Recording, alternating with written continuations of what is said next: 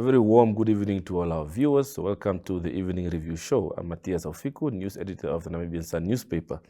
Well, it's that time of the year where all of us are busy just winding down and taking stock of the year, seeing where we went wrong, where we excelled. And of course, from a governance perspective, while from a personal perspective, we might be thinking of holidays, the governance architecture has to continue.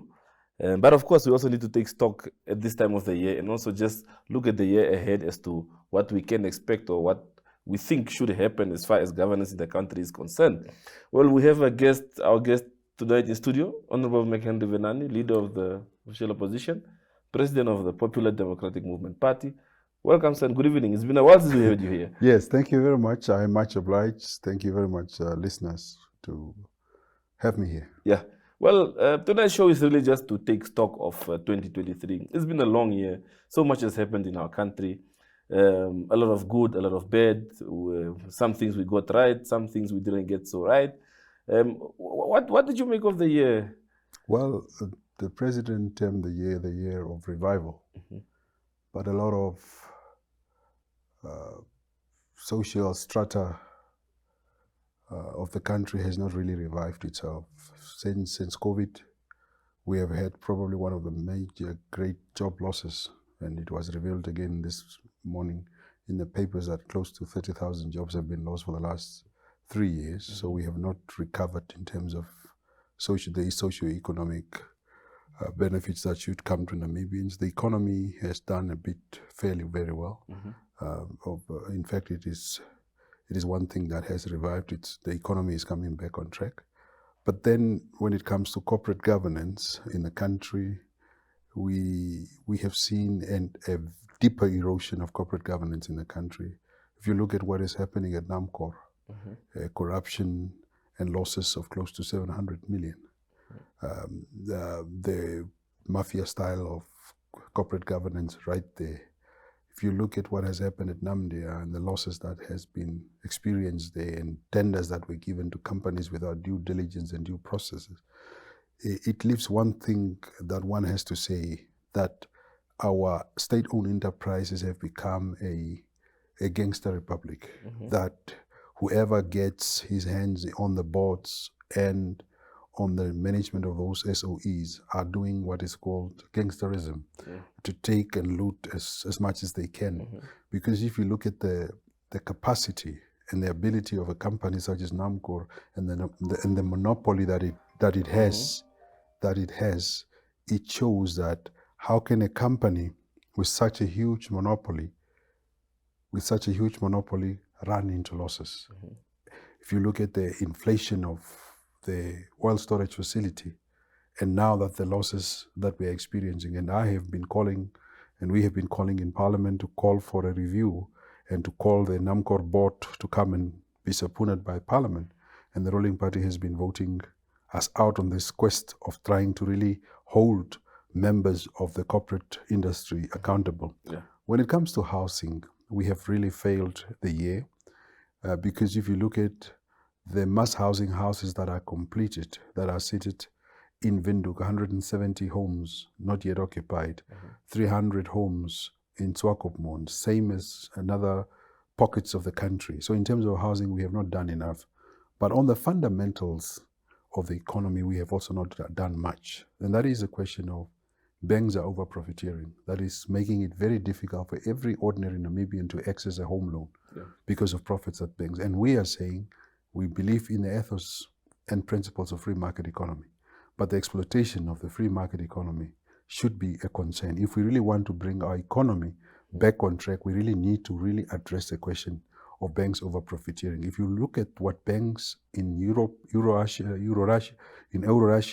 Europe, in Americas are making, and look at the profit margins that our banks are making, our banks are quadrupling their profits. And I tell you, it's a matter that needs to be addressed. On the question of the rhetoric of how do we change the economy? Because I think the ethos of governance should be, how do we change the economy to narrow the gap, the Gini coefficient that is very high in the country? That's a question of value addition.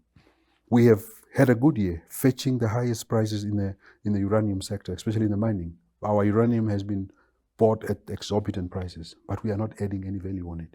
There's political rhetoric in the country that we want to add value to our commodities, but yet there's no legislation in place that must add value. And you can't create the necessary job and absorb the job market if you are not adding value. So I think on the rhetoric of value addition, we are lacking very much behind. On agriculture, the year has been very sluggish on the agricultural sector because of its performance and the government investment in the sector. If you look at countries that have all propelled their economies through industrialization from the monolithic revolution and so forth, you need to get your mechanics right in agricultural sector. If you look at our agricultural output, the non-functionality of many green schemes, the non-mechanization of agricultural arable land in Kavango, in Zambezi, on the benches of Kunene that is unfarmed in the northern parts of the country, it tells you that we have not invested the requisite investment in the agricultural sector. I give credit to President Gaingo very lightly on his international excursions. He has really done extremely well, I think, as a president to really try to sell the green hydrogen. If you look at the interest that Namibia has gotten across the world in terms of green hydrogen, I give him credit for it. But I give him a strong opprobrium on the fact that we are not maximizing the benefits. We are bringing investors on the terms of investors. We are not bringing investors on our terms to make sure that we benefit from the investors that come. For example, I've been urging government to really look at the renegotiations of the oil prices. I was the first leader in this country to say that we are getting a raw deal on our oil. The Minister of Mines, who happens to be a neighbor of mine, told me the other day that he went to Papua New Guinea. And I told them a year ago that go to Papua New Guinea, a small country that has renegotiated their oil 4% more than the initial price. So we should look at green hydrogen could bring potential to the country. But it can only bring potential if we harness our strategies in such a way that we maximize the benefit. It's one thing to start selling green hydrogen to Europe. We must also look at what is it, what do you call downstream markets can we create from this green hydrogen that would create the necessary jobs. So it's one thing, while giving credit to the presidency, that they are really doing a good job around the world, trying to maximize the benefit that we get, but they are doing the same mistake that, yes, bring investors, people are interested in the thing, it's a good thing, but your people are not investing. And it must be based, every initiative that we take must be central, must be based on our citizens. What is it that the citizens of this country can be able to benefit? We can't be a country that only benefits through royalties and of all our raw materials. We must maximize that benefit. So one has see a failure, a phenomenal failure in the country that has not addressed value addition, maximization of downstream benefits of our mineral resources, our raw materials, and so forth. And these are areas that needs to be addressed. You speak of all these low-hanging fruits, green hydrogen, the oil, the agricultural potential. On the other side, you speak of the worrisome state of corporate governance in our institutions. How do you then balance these potential benefits with a system that's seemingly not going to address and ensure that these resources are managed prudently and effectively? I think the political answer to that is that the fact that the government that is in power is not really serious at really resolving and unlocking the serious socio-economic challenges that challenge this country. We need a new government.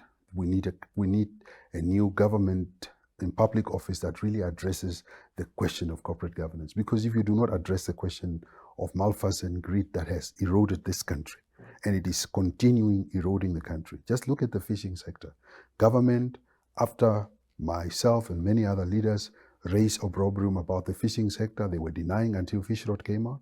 Now they have given more quotas to fishing companies to absorb the 6,000 fishermen. What is happening currently? Those companies that are getting quotas from government are the very same company that have joined the reign of exploiting the laborers that they got quotas because of absorption of the laborers. But if you look at the situation, it's even worse than it was. So it tells you that there is good low-hanging fruits and potential in the country. But for as long as you have people that have gotten tired of administrating this country, gotten tired of really addressing the key issues. How is it possible that companies such as Alder and List and many other companies are profitable? And you are having companies that has bigger portfolios than them and they are being run down.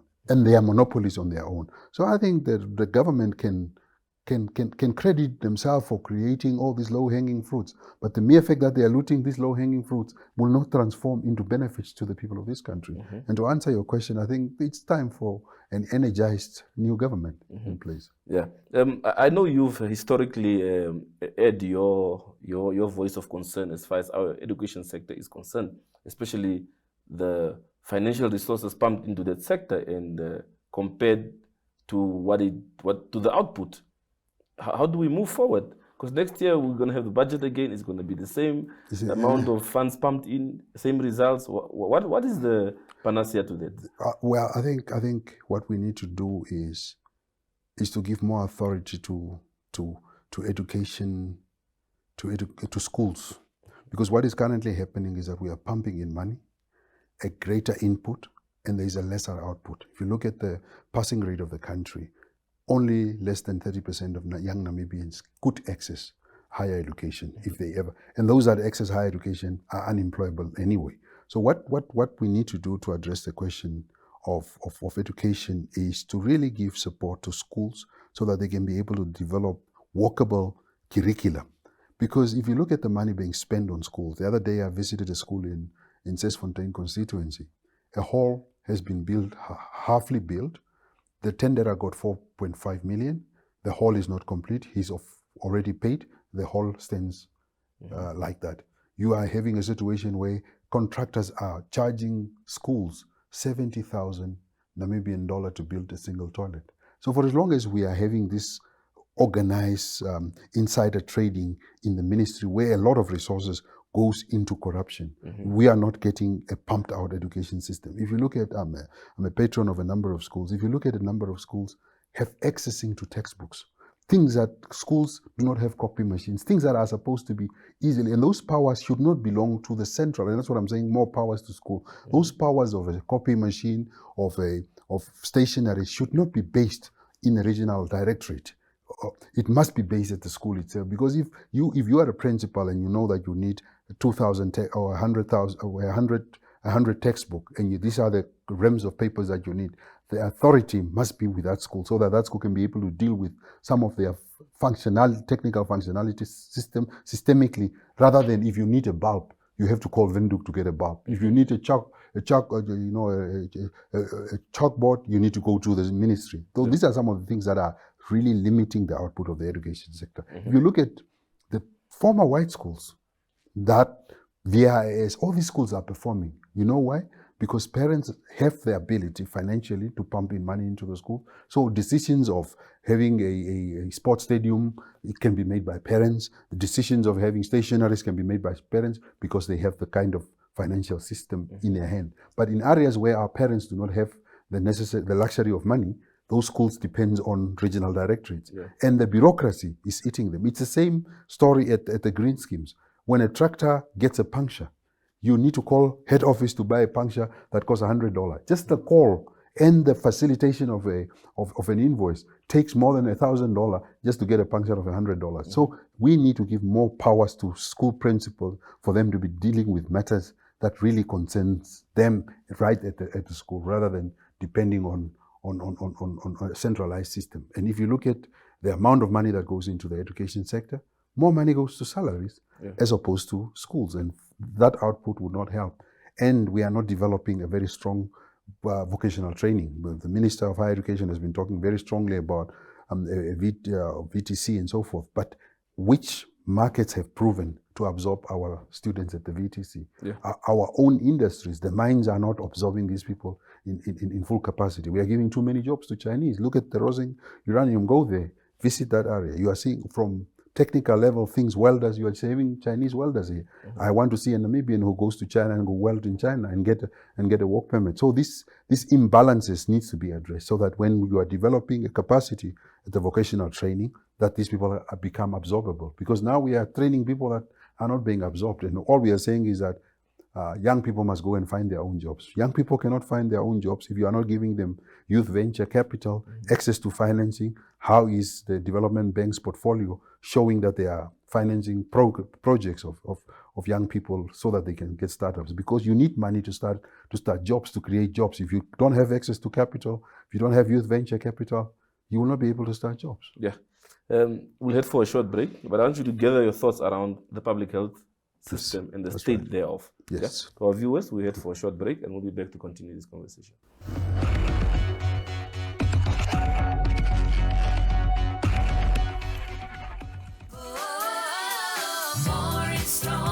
Enjoy the season's best prices all month long at Woermann Brock.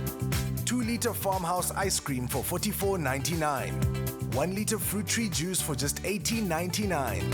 2-liter Coca-Cola Original for just $19.99. 2-liter WB cooking oil for only $64.99. And 2 kg Sky hand wash powder for $39.99. See all our specials online at www.woermannbrock.com.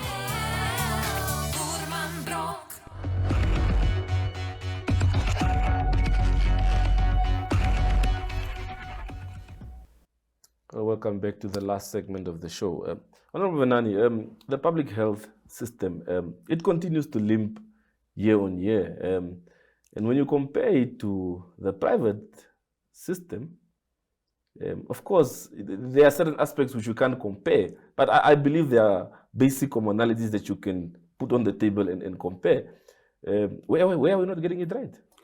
We are not getting it right because it's a captured system. What is happening in the health sector is very worrisome. The biggest corruption in this country is permeated through the health tendering system. You remember I was the person who made a very strong opprobrium over the $200 million tender. Mm-hmm. The tender of a company that said it can produce condoms in Namibia, but yet they wanted to buy condoms from Malaysia. Mm-hmm. And if you look at the procurement system within the Ministry of Health, it's the biggest procurement system, probably second to the Secretive Defense one. Mm-hmm. But if you go to hospitals today, I was the other day in Ohalushu, in Ohangwena, clinics do not have high blood pressure tablets, not only for weeks, for months. Mm-hmm. And it tells you that because you are procuring this medicine through a tendering system, when Haufiku gets the tender, he goes buys the cheapest, the lower grade medicine so that he can go and buy a Range Rover. Mm-hmm. Instead of these things being procured directly by the ministry, it doesn't happen. They are thinking about it, but they are not mm-hmm. getting it right. Yeah. So if you look at the cost, the input that we are putting in the services, we are putting a huge amount of cost. But this cost does not directly go to the citizen, it goes to the middleman.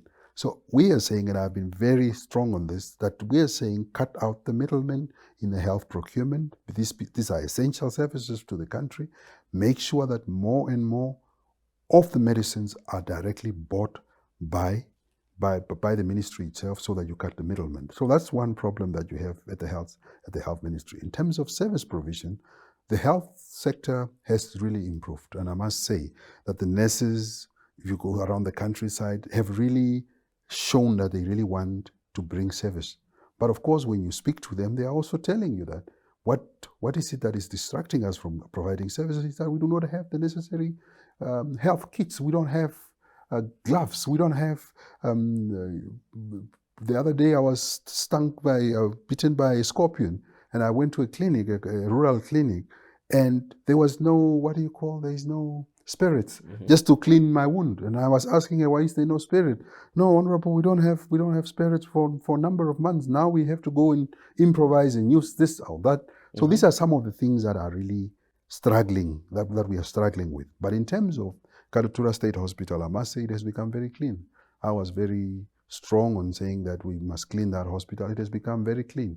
But people are sleeping in corridors because there are lack of beds. And you can't be telling me that we would need a MVA and Standard Bank to come and put an emergency unit in order while we have that kind of money that we are appropriating. So I think it is time for us to review every money that is sent into a sector. Their output must be there. And that is why I have been very strong in saying that instead of creating this plethora of ministries that Hake has created, create a directorate of monitoring and evaluation. There is a need to monitor and evaluate every government project in this country. Because companies that are getting it right in the private sector. In the private sector, in latest Pohamba, you have monitoring and evaluation. If I have brought this kind of medicine, what is the output? If I have brought this kind of bandages, how much weight? That is the systemic way of improving services. Now, this country, nothing is monitored. We only monitor through Vision 2030. You tell me that no, at Vision 2030, this country is going to be industrialized. We are probably 6 years ago, 6 years ago, away from 2030. Are you telling me that 2030 is still a reality? Yeah. Or is a political mirage?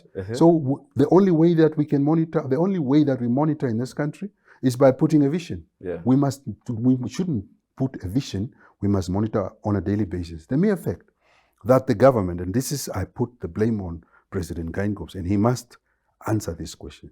How do you answer that you have been running a country for the last 9 years, but there is no asset register, a probable asset register of knowing what you own, what the government owns? The mere fact that there is no asset register, it tells you that people are looting. And one of the looting system that is happening in this is the same thing that the apartheid regime was doing. Yeah. People are looting government properties, homes.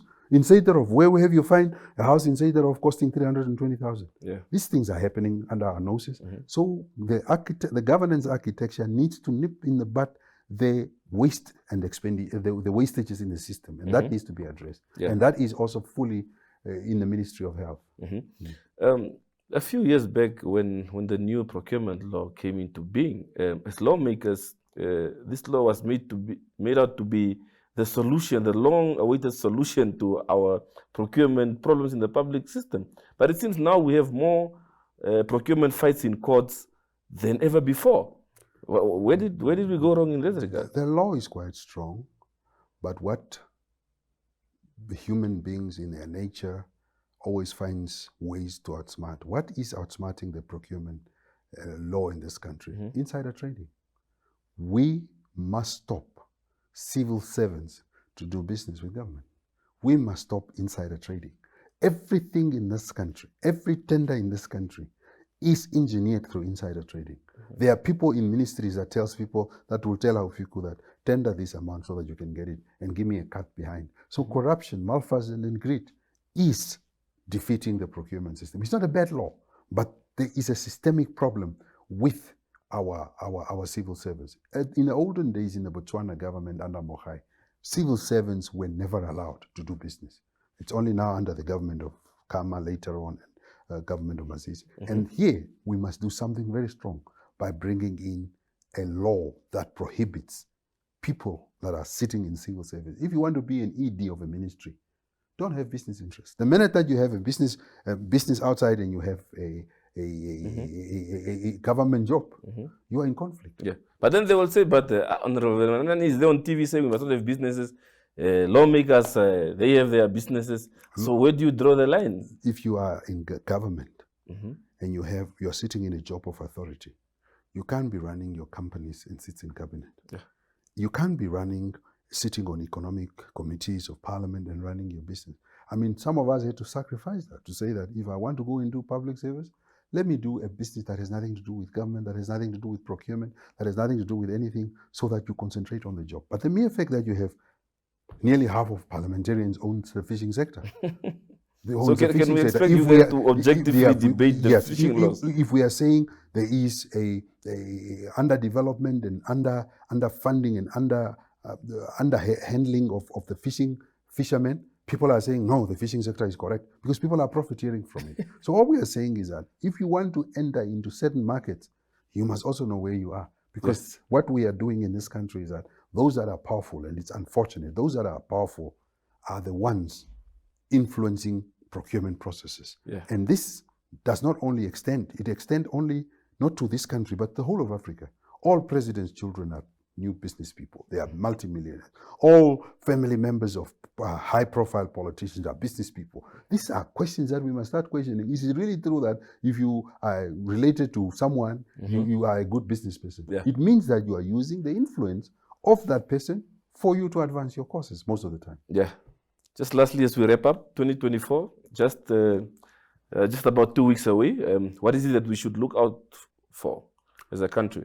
I think we should, it's going to be an election year. The whole world is going to have elections in 2024 anyway. But what we should do is that the conversation, my problem in this country is that, and I speak to politicians, I look at the conversation of politicians in this country, and I always ask myself, is it what we are delivering to the people?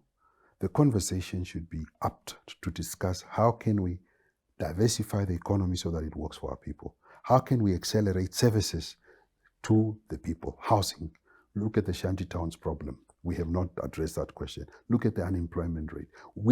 Every sector needs to be dissected in such a way to ask ourselves, what is it that we want to do to resolve the problem? Sometimes we are just following what other countries are doing. Vision 2030, Vision ABCD, Vision, but we are not following up to say that how many homes did we want to build with mass housing? Why are we not simply delivering completed houses in this country? Yeah. You know, these are some of the things, the conversation should be up at service delivery. I look at this politics of just saying, we blame this one, I cannot credit Geingob for what he has done, he cannot credit Venaani, he doesn't say hello, I don't say hello. I don't like that politics. I like the politics that we look at the issues in the country and where we can add value for the country to improve, let's do that. Let's not only be passive in saying all things are bad. There are good things in the country, there are bad things in the country, but I must say the bad things are outweighing the good things in the country. We must fix those bad things to deliver a prosperous Namibia. Yeah. Elections can come and go. How many elections should come? But if we are not delivering the services on behalf of the people of Namibia, elections will become meaningless. Elections should improve the lives of the people. Yeah. Well, Honorable Venaani, thank you very much for your time this evening. And we wish you restful and happy holidays. Well, I don't rest. I'll be on the field. I'll be on the field holding Christmas rallies throughout the whole country. Yeah. But thank you very much, and I much obliged, and I extend the same wishes to our great citizenry and the leadership of our country to wish you a prosperous 2024 and a Merry Christmas and a Happy New Year. Indeed. Thank you very much. Thank you, bro. Well, to our viewers, that's it from the Evening Review team. See you again tomorrow, same time, same place. Thank you.